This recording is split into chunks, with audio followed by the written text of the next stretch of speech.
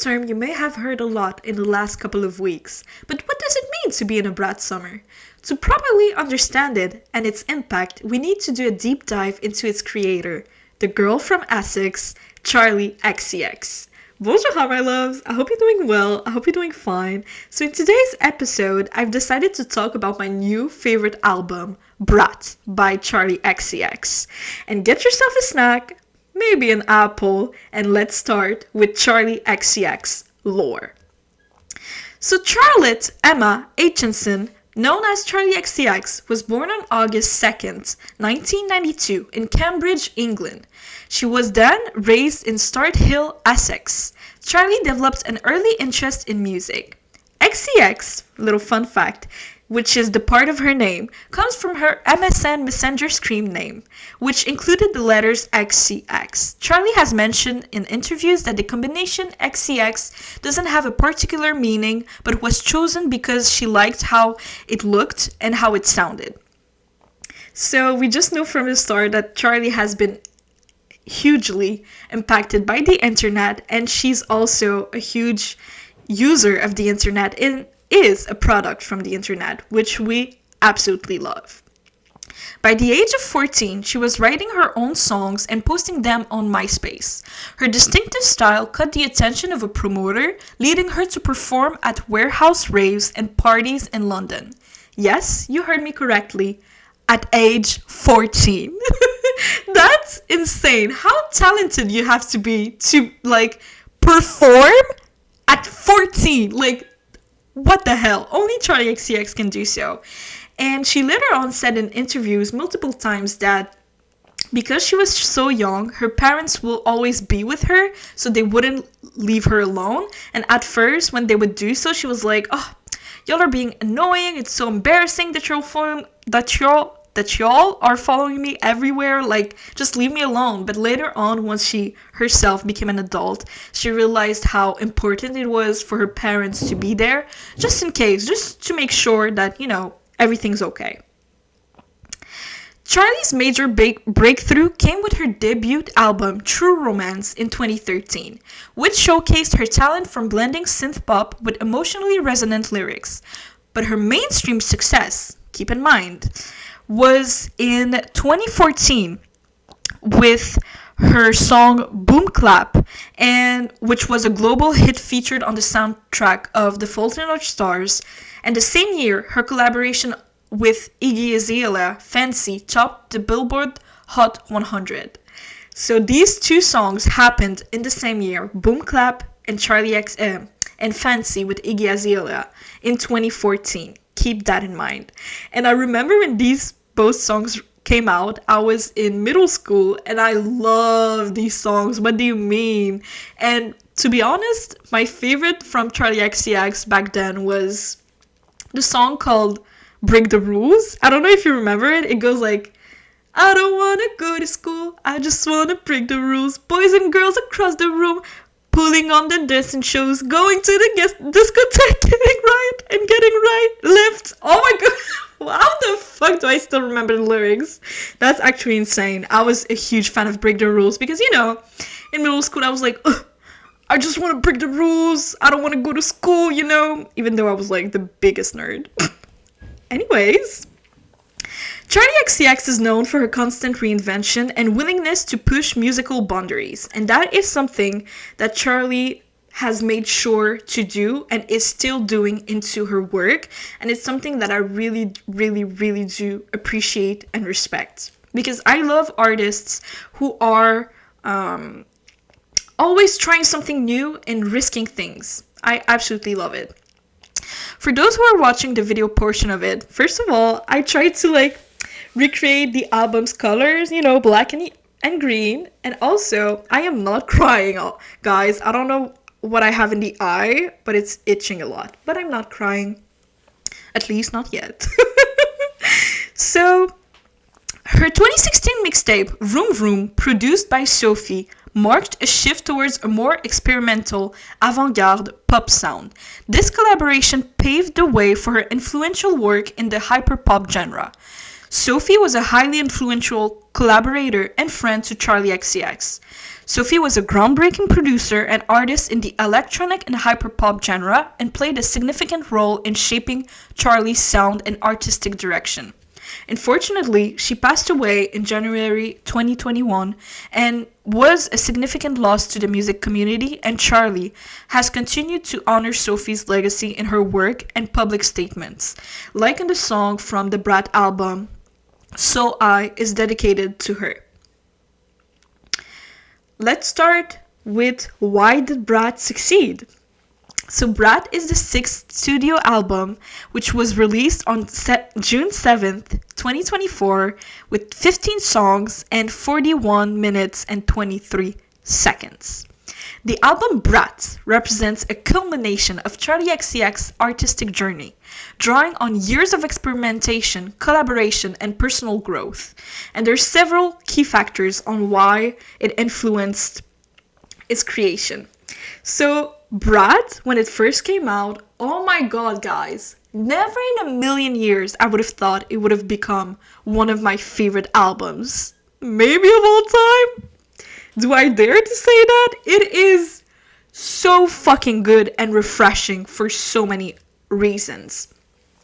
So it took Charli XCX years for her to build her artistry, and that's why the album is so refreshing and authentic. It doesn't feel out of place. It doesn't feel like it's just for an era album. It feels like a lifestyle.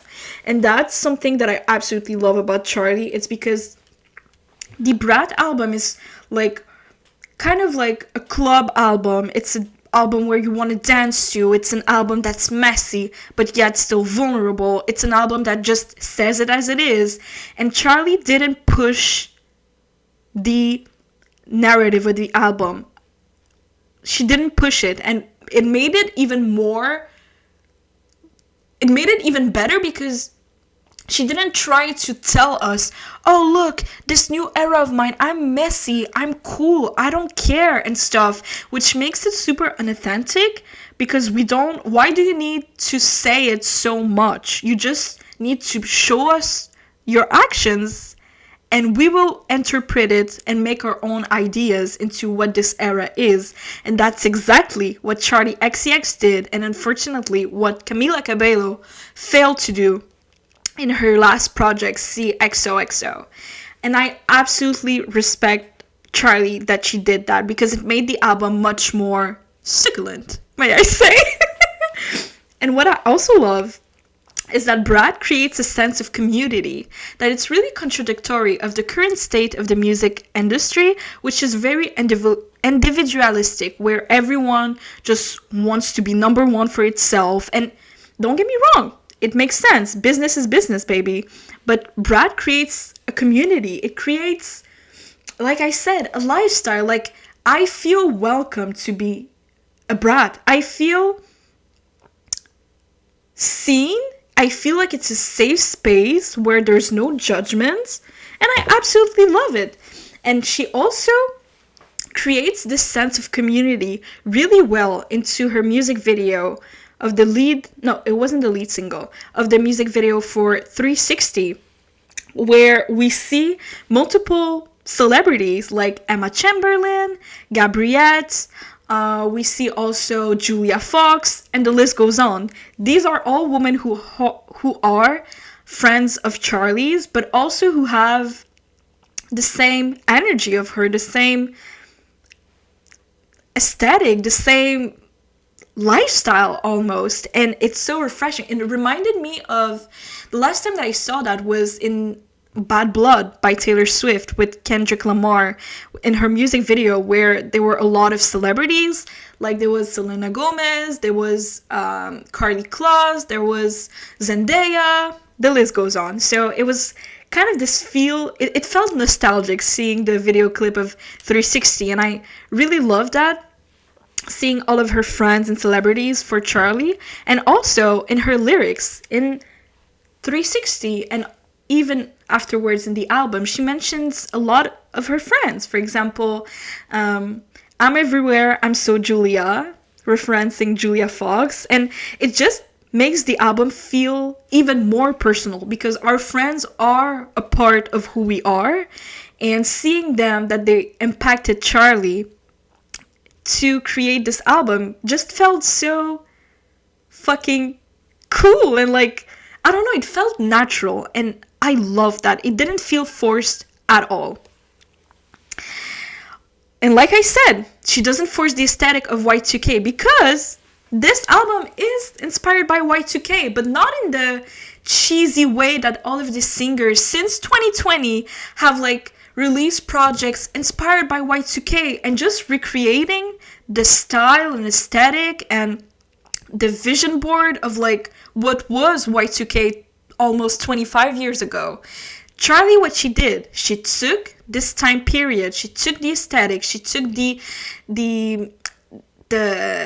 lifestyle, the vision boards, and she added, keyword, added her touch into this existing aesthetic, which made it so fucking cool and so fucking refreshing. Because on one hand, literally no shade, you have right now Halsey, who's promoting a new album that she's releasing soon, where it's highly influenced by Y2K. Her style, you see it from one day she was Halsey, and the other day she kind of like did the Camila Cabello rebrand strategies that I talked about on a previous episode, where one day she was being Halsey and the other day, oh, she's now Y2K, and there's no personal touch of Halsey when we see her new aesthetic, even her music. She released the lead single Lucky, which is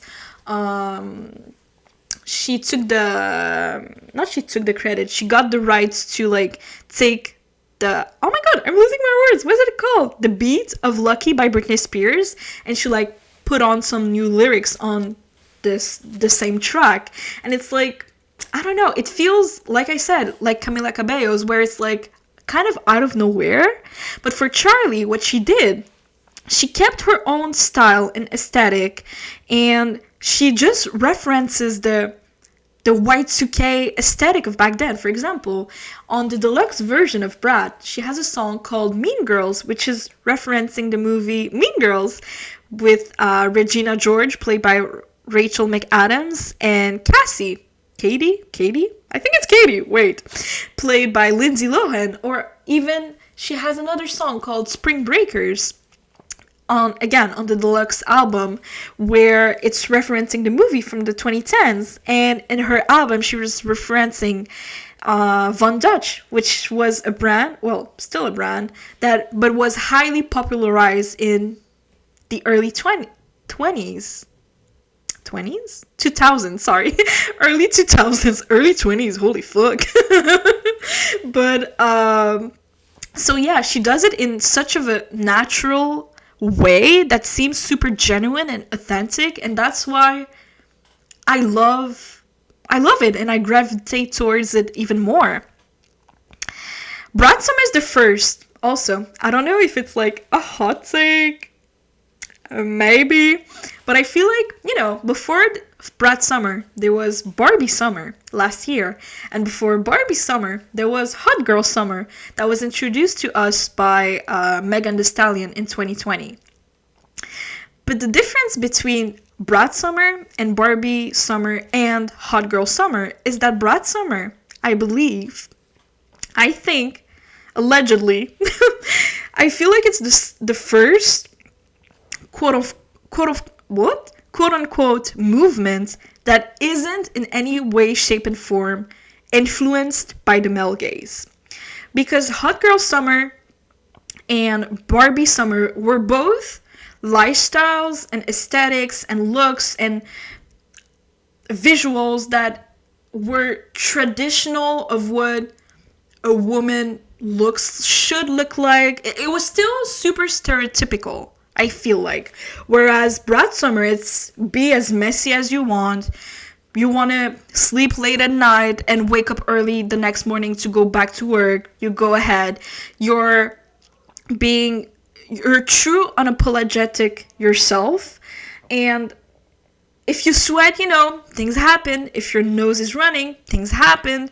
If you want to party all night, smoke cigarettes, you can do that. And it's super, quote unquote, messy, which is refreshing, because in the last 2 years with the whole trend of clean girl aesthetic, which, had to be clean, slick back bun, a little matching set, and then you have Brat Summer that's completely the opposite, which makes it even more refreshing, I feel like, because as hard as I try to be a clean girl aesthetic, that's just not me.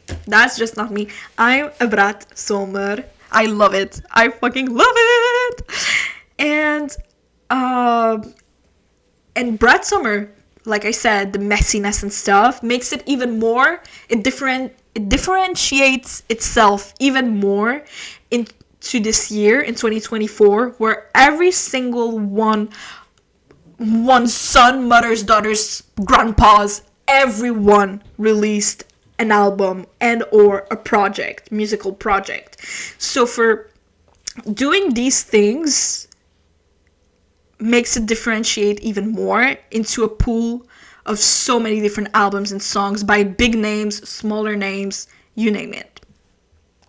Another reason why Brat Summer has this strong of an impact, it's because one of the reasons, actually, it's because of the cover art. So the cover art of Brat, the album by Charli XCX, is a neon kind of shade of green, and written on it in black letters, Brat. Simple as it is, and she called it a day. And the writing on it is like really pixelized also. And when fans saw the album cover at first, they were like, oh my god, that's lazy, why are you not on it? Like, do you really think that we're gonna listen to the album with having such a lame cover art? Why, like, we need to see you, blah, blah, blah, blah, blah. And you know what Charli XCX responded to that? She said, she needs to be, so the fan were like saying, like I said, they were complaining, and Charli recalled the fan response that broke out on social media. Why should anyone have that level of ownership over female artists?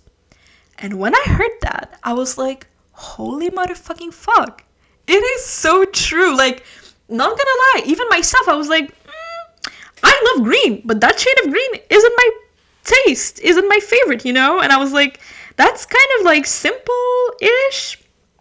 But when she said that, I realized that it's such of a misogynistic way to think that, like she said, the ownership of a female artist, because if she was a man, nobody would have complained in any way, shape, and forms. And the fact also that it's true that I've never seen, other than Charli, I've never seen any other female celebrity not having her face or body shown in an album cover. Like, all of them. Maybe not all of them, we see them clearly. Some of them we see them, their side profiles, or just their backs, or half of their faces, or anything, but we still see them at the end of the day. And Charli decided to do so. And I think it's such of a smart move, because again, this year, every single one released a musical project. From Ariana Grande, Taylor Swift, Beyonce, Zayn Malik, Billie Eilish, the list goes on. So the fact that she didn't show herself on the album cover actually helps herself differentiate herself even more in the pool of all of these different singers. And also, it created such an easy, like, catching, like you don't even need, for now, ever since she released the album cover, you don't even need to, like, think about it. To every time you see this specific shade of green, you always think of Charli XCX. Like, it's a part of color theory when, we're used that artists, every time they have a new era, they choose a certain color to represent this era. The most famous one who does that is Taylor Swift. Every era of hers is a different era, or a different color, or a different shade of color. And Charli, to have this bold and, like, neon green that's almost like ugly, but the more you look at it, the more it's iconic and Brat. Like, from now on, everyone that sees this color will think of Brat. And it's such of the album art is also so memeable, and because of that, because it's so memeable, which I will actually talk about it. I can talk about it now because it's so memeable. She even like did a Brat generator, which is basically people would write down their names or what they want the Brat generator to be written. What? What they want the Brat generator, the words they want to be on it, and they'll do it, and then they could like change their profile pictures with their names or just a saying. And it's so fucking cool because again, it creates this proximity that we're a part of this era, we're a part of this album. It's just overall so fucking amazing. And yes, I feel like I'm missing something. No, her album cover, who's just green.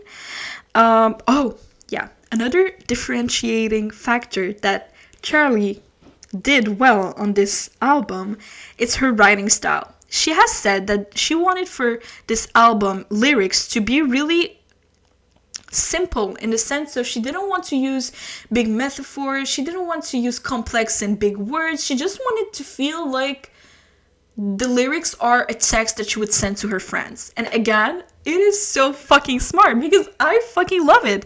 And mostly in this era of Taylor Swift, who is known to have this complex lyrics and big words and huge metaphors that you need to listen to the song over and over and over again to finally understand the meaning behind it.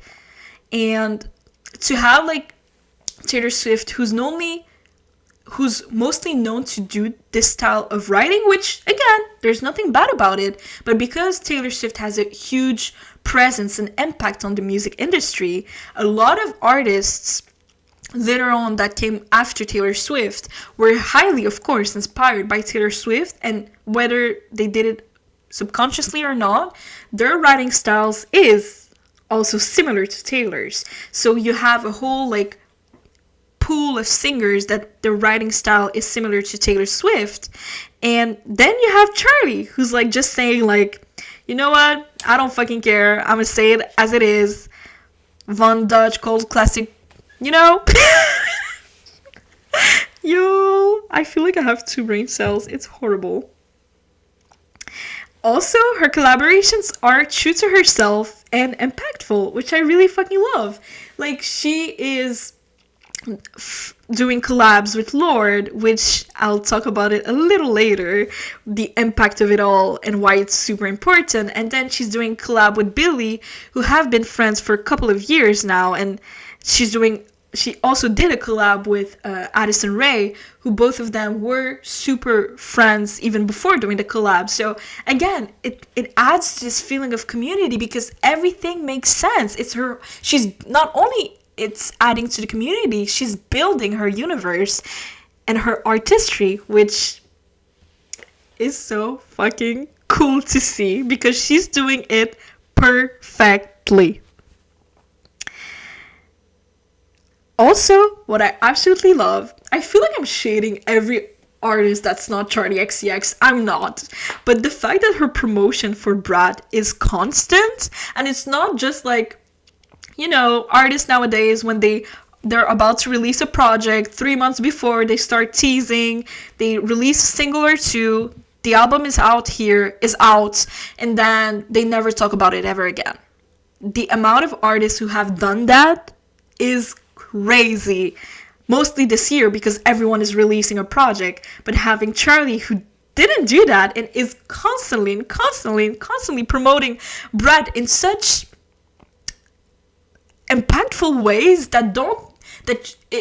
it shows us that you don't need to spend tons and tons and tons of money into marketing to still at the end of the day have good marketing, which leads us to the next topic into this episode, the next point that I made, which is her PR marketing moves for Brat.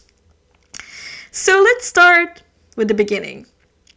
Before even releasing the album, before even teasing the album, before anything basically, Charli XCX created a spam account on Instagram that is a private account to show the world of the album, to answer fans' questions, to give them like pictures, ideas, vision boards of what the album would look like, what it would feel like. And the fact that it was private, it just felt even more, again, like a community. People, she needed to add people, like every single one of them manually, and she wasn't adding a lot of people at a time. She would go through ways, like adding, I don't know, let's say 10k one day and then waiting for 3 days to add another 10k, you know? So it was really like a slow and steady growth and into adding people into her private account. And it created also like proximity with the artist, with Charli, because we feel like we're part of something so meaningful. We feel like it creates an exclusivity. It creates a feeling of excitement because people, for those fans that you've added, maybe they weren't the biggest fan of you, but now they feel even more like they're a part of your world. So it just makes them even more excited into the release of your new project. And it's so freaking smart, like in so many ways. I absolutely love it. And honestly, a lot of artists should take notes into Charli's PR moves because chef's kiss. Also, she did a lot of I'm not able to say it, performances in the Boiler Room. So for those who don't know, Boiler Room is a global platform for live music and DJ sets featuring underground and emerging artists. It started with London at first, and it streams high energy performances from unique venues worldwide. So the Boiler Room, basically it's like a club, but the DJ / performer is a famous one or an upbringing artist. And Charli did that. And she did that in the beginning of February of this year. And which is incredible to know. Something that is incredible to know is that the venue, she did it in New York City. And the venue set, it holds 400 people, okay? And she had 25,000 people requesting to buy a ticket to see fucking Charli XCX perform. 25,000 people. Do you know it? And like, that's insane. That's so fucking insane. Like, wow. And not only that, she also teased the album because the album wasn't yet released. She teased the album with performing some songs, and there was also Julia Fox and Addison Rae, which back then people didn't know that these both women will have a presence and impact into this album. And it's so fucking smart. It's so fucking smart. Like doing like an exclusive performance-ish, promoting your album, which like creates even more a premium experience for your fans and a sense of like proximity and community. Like, I love Charli XCX. And also, like I said, the Brat, the name generator, the Brat generator. And there's also the Brat wall. So for those who don't know, the Brat Wall is a large-scale mural located in an area of New York City. And it's unlike the traditional promotional posters or billboards. The Brat Wall is designed to be an immersive and interactive experience for fans and passerby. So this mural, on a random day, Charli and her team decided to start a live stream on TikTok and to film the process of the painters painting the wall into green. And this whole process lasted 6 hours, and people were so eager to know, what are they doing? Like, why are they just painting this wall? What does it mean? Help. And after they finished to paint the wall in the same shade of green that Charli's album is, she did a performance. She came in a like black SUV. She went on top of the black SUV and started lip syncing / singing 360 on the car with hundreds, maybe even thousands of fans. That's so fucking iconic. Like, what do you mean? And later on, after that, she still used this wall to promote her album. For example, writing on "I'm your favorite reference," which is a lyric in the Brat album. And then it doesn't stop here, because keep in mind, she was live stream every time that she would make changes into this wall. She would live stream every single one of these changes, and it's so smart because it's creating engagement. People are watching, people are curious, and it's creating engagement. It's creating like a sense of like anticipation and curiosity and like excitement, and it's also good for her because it's boosting her TikTok and visibility. It's just overall so fucking amazing. And it doesn't cost a lot of money to rent a wall and to paint it. That's not a lot of cash. So it's even like the impact is here and it doesn't cost a lot of money. Like, that's amazing. And also, what's even cool is that once she then released, 3 days later, she painted the wall, not her, of course, the painters painted the wall white. And people thought that, oh, the Brat wall was over, and people were really sad about it because the Brat wall was kind of like, y'all remember in like 2013, 2014, the pink wall in LA, where every single one influencer and baddies from Instagram would post a pic in front of the pink wall, and it was just so iconic. Like, the Brat wall was similar to that. Fans would come take pictures in front of the Brat walls. People were just like so excited to see what's next. And then one day she paints, 3 days after the release of Brat, she paints the wall white and starts writing some words on it. And people were like, oh, the Brat wall is over. That was so sad. I'm so sad. It's so quick. I didn't have the time to take pictures on it. Little did they know, she was announcing the deluxe version of Brat, which the name of the deluxe version is Brat, and it's the same, but there's 3 more songs, so it's not. Are y'all kidding me? Are y'all kidding me? That's so, first of all, the name is so fucking slay. Second of all, oh, she's so smart. This woman is smart. And then, after she released the deluxe version album, and once she was done with the wall, on July 2nd, they painted the wall green again, and she wrote over it, okay, bye. See how much impact a marketing movement can have, and it doesn't need to cost a lot of money? That's intelligent. And also, there's a lot of rumors, another PR marketing moves. There's a lot of rumors going on the internet that people think that Charli would release an album, a Brat album, a version of Brat, but with only features on it. And I'm super curious to see if it's right or a wrong rumor. But all I have to say, guys, and I don't know if you should call me smart or like someone who reads into the future or anything, because look what one of my prediction that I've made on, wait, I'm gonna show you the picture so you'll believe me, because I am not a liar. So on July 8th of this year, wait, you didn't see the date. July 8th of this year, I wrote, Charli XCX should 1000% have Rosalia on a feature on Brat. They're both women who aren't afraid to experiment with their music.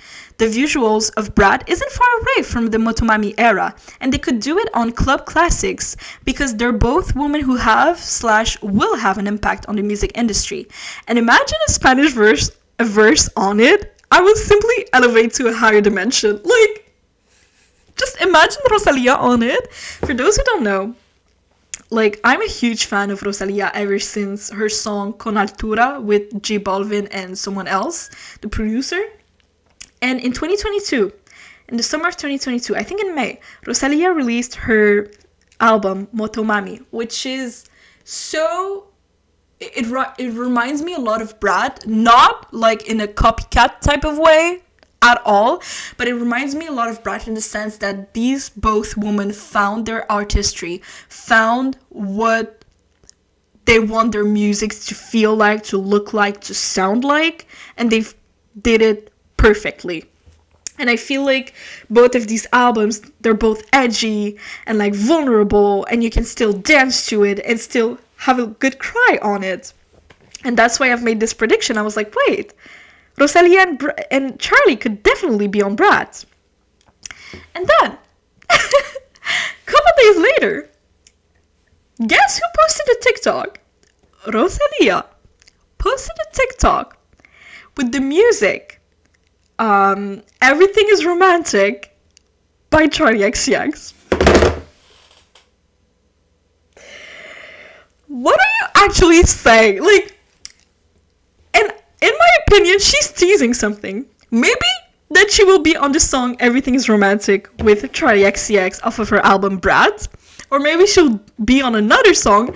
Any fucking way, what are the chances that I've made this prediction and a couple days later, Rosalia like is lip syncing into a Charli XCX song? Like, that's actually insane. Insane. And even if I wasn't right on the song choice, I was still right on the collaborators, which is honestly a lot to me. So I hope, I feel like it will happen to be true, because recently Charli celebrated her birthday, and one of the guests is Rosalia. She was at her birthday, attending, having fun and stuff. It will be so iconic. Please, please, please happen. And another PR prediction that I've made, I've heard nobody else on the internet talk about this. So I don't know if this means that I'm super fucking smart or just dumb as fuck. But I was doing my research for this episode, and I remembered the song Speed Drive, made by Charli XCX for the soundtrack for the Barbie movie released last year. And I was like, I'm gonna listen to it back, because I remembered that I really appreciated the song. I listened back to the song. It's a bop. It's still a bop. But I thought it was mind-blowing how many little Easter eggs that she put in this song, in the visuals for the album Brat. For example, in the beginning, there's a lot of writing in the beginning, and in the upright, it's written 360 Brat, which is referencing her spam account. That's referencing Brat, her album, and also the first song off of Brat, which is 360. And then you have Brat written on her boots that she's wearing in the music video, which is, again, so fucking cool. And it made me think, and if she did what I'm about to say, oh my fucking god, I want her PR team ASAP. I wonder if she released Speed Drive, the song, and she made it super similar to... honestly, Speed Drive could have been a song off of Brat. It's the same sound. It's the same kind of references of Y2K. It's the same energy, basically. And it made me think, did she release the song? Did she have the opportunity to do a song for the Barbie movie, and she thought of, what if I release a song that's similar and the same vibes of my upcoming project, so I can test the waters and see how the public will react? And if they react greatly, I can fully, be at rest, don't stress, and be like, okay, so the upcoming project, people will receive it well. And if they don't, then I can do some changes before the project to be official. And I really do wonder if that's what she did. Because if she did, oh my fucking god, it is so effing smart. Like, what the hell? What the actual fuck? And I've posted a TikTok about me noticing that, and people have been reacting super great about it. So maybe I'm the first to do the little links, or maybe not. Maybe I'm just a dumbass bitch. Maybe people are people who should know this information are nah, clearly she didn't do it for that. Anyways, I'll sleep thinking that I made the links because nobody else in the internet, at least of the people that I've watched, have talked about this. So let's talk about the next portion of this video, which is one of my favorite portions, which is Girl So Confusing, the song off of Brat, but this time a remix with Lorde.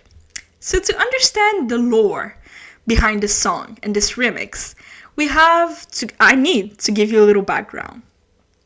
So, Lorde was like, remember in the beginning when I said that Charli XCX released her first album, True Romance, in 2013, but her mainstream moment happened the year after in 2014 with Boom Clap and Fancy.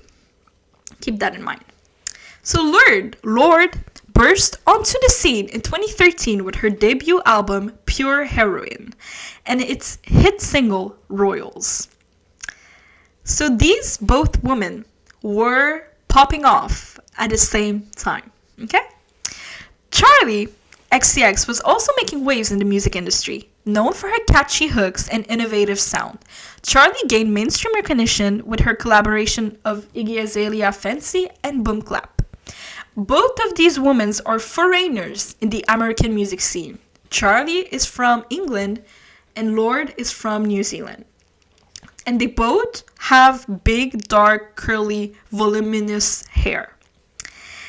And unfortunately, they were compared and confused into one another a lot. I literally have seen like interviews of like an interviewer talking to Charli XCX as if she was Lorde and asking questions to Charli like, oh, what it was like to write Royals. Like, what are you saying?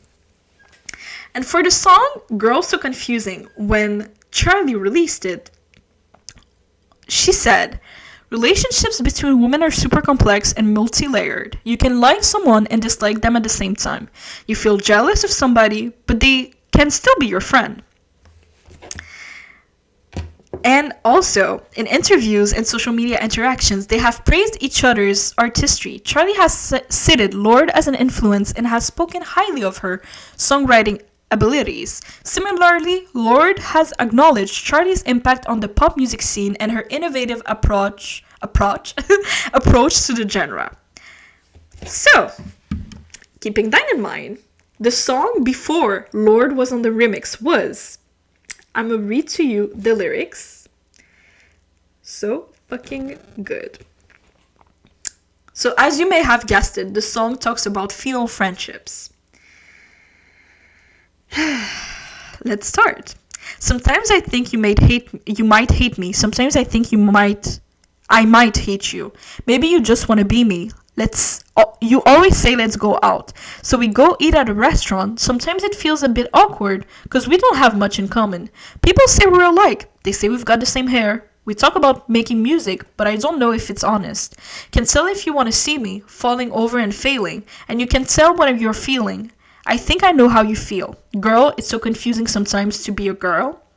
And later on she says, you're all about writing poems, but I'm about throwing parties. Think you should come to my party and put your hands up. I think we're totally different, but opposites do attract. Maybe we're so meant to be, just you and me, because people say we're alike, and the song goes on. So just with this song, people have speculated a lot that, of course, it has to be about Lorde, because for years, these both women were compared a lot. And then, a week or two later, guess who's on the remix of the song Girl So Confusing? Lorde herself. And I'm gonna read you her part, which I'll stop speaking ASAP. And I let the lyrics speak for themselves. So it goes. It starts. Well, honestly, I was speechless when I woke up to your voice note. You told me how you've been feeling. Let's work it out on the remix. You'd always say let's go out, but then I'd cancel last minute. I was so lost in my head and scared to be in your pictures, cause for the last couple of years I've been at war in my body. I tried to starve myself thinner and then I gained all the way back. I was trapped in the hatred and your life seemed so awesome. I never thought for a second my voice was in your head. Girl, you walk like a bitch. When I was 10 someone said that. And it's just self-defense until you're building a weapon. She believed my projection and now I totally get it. Forgot that inside the icon, there's still a young girl from Essex. People say we're alike. They say we've got the same hair. It's you and me on the coin the industry loves to spend. And when we put this to bed, the internet will go crazy. I'm glad I know how you feel because I write for you, Charli. Excuse me. Excuse the fuck out of me. So, Charli is DMing Lorde. She's like, hey, do you want to hop? Like, let's talk about this. I have a song. Like, she literally said that. She said that she DM'd Lorde the day before the release of the album. And she's like, hey, there's a song about you. And I just want to, like, give you a little heads up.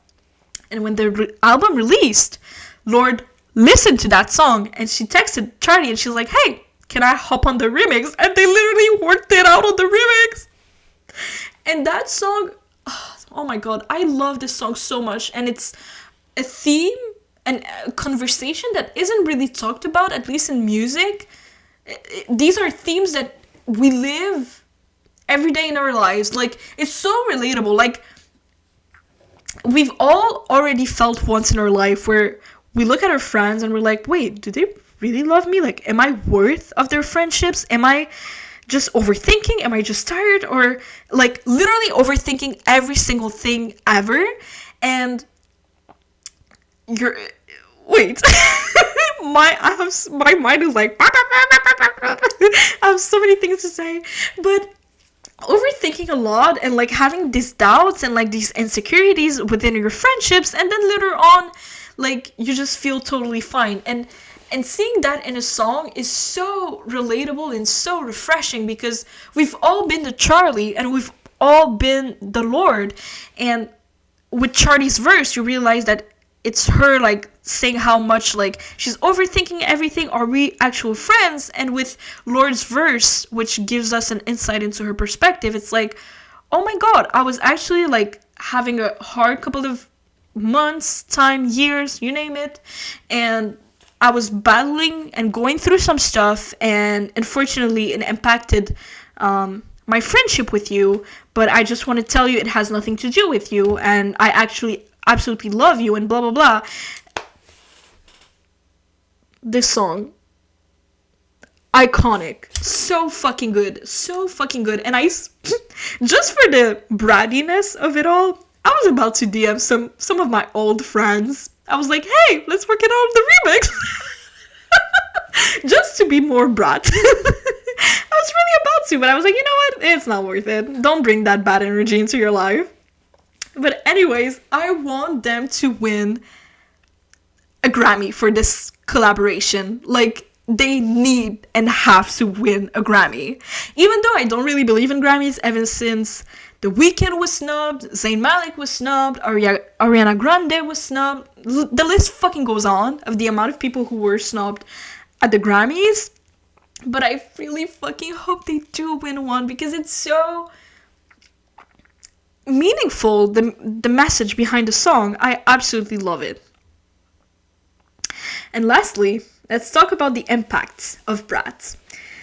So it debuted at number 2 on the UK albums chart. The number 1 spot was basically the day before the charts were being officially made.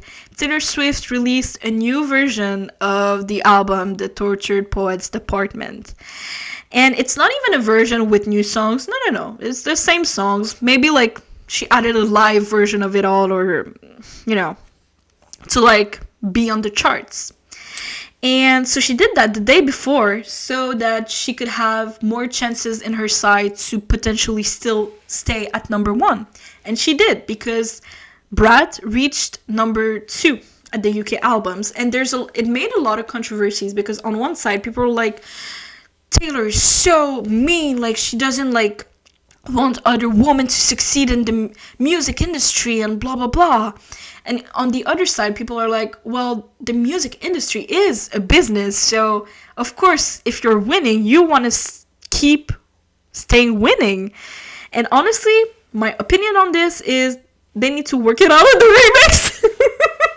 I'm kidding, y'all, I'm kidding, but like, honestly, I feel like I see both sides. I understand both sides.